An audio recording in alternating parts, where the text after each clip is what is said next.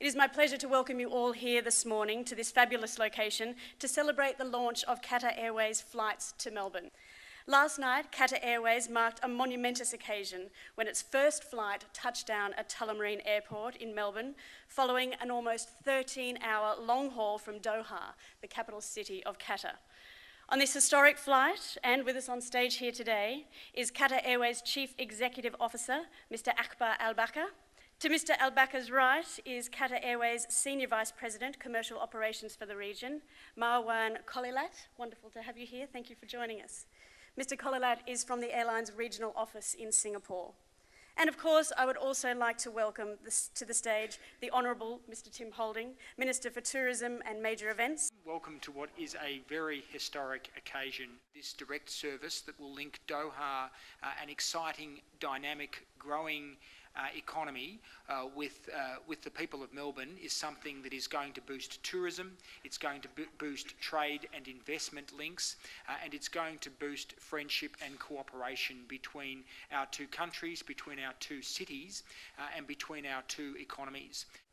Qatar Airways is an airline that is only 14 years old, and out of this, I'm at the helm of this airline for the last 12 years. Today we fly to 85 destinations and we operate a fleet of 75 aircraft, the average age of which is below 3 years old. We have rapid connections to major cities in Europe, in Middle East, and in Africa. We are also the shortest travel time between Melbourne and the UK and other cities in Europe. The flying time from Melbourne to London on Qatar Airways, it's only 21 hours and 40 minutes.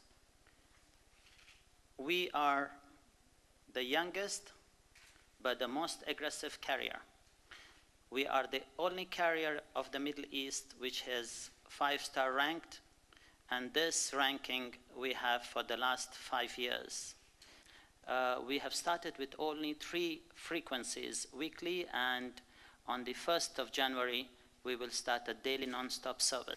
We have also made a decision to transfer our regional headquarters from Japan to Australia. Qatar Airways enters into a joint marketing agreement with Tourism Victoria to promote this capital city aggressively across our network.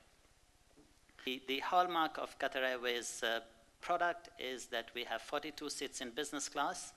They are 2-2-2 configured. In the business class, we have a horizontal flat seat. It is 2 inches wider than the business class seats of our competition, and in addition, it is 4 inches longer than the seat of our competition. We have state-of-the-art in-flight entertainment with 900 fully active audio and video on demand, laptop power in every seat, including an economy class, phone in every seat, soon to be introduced Wi-Fi.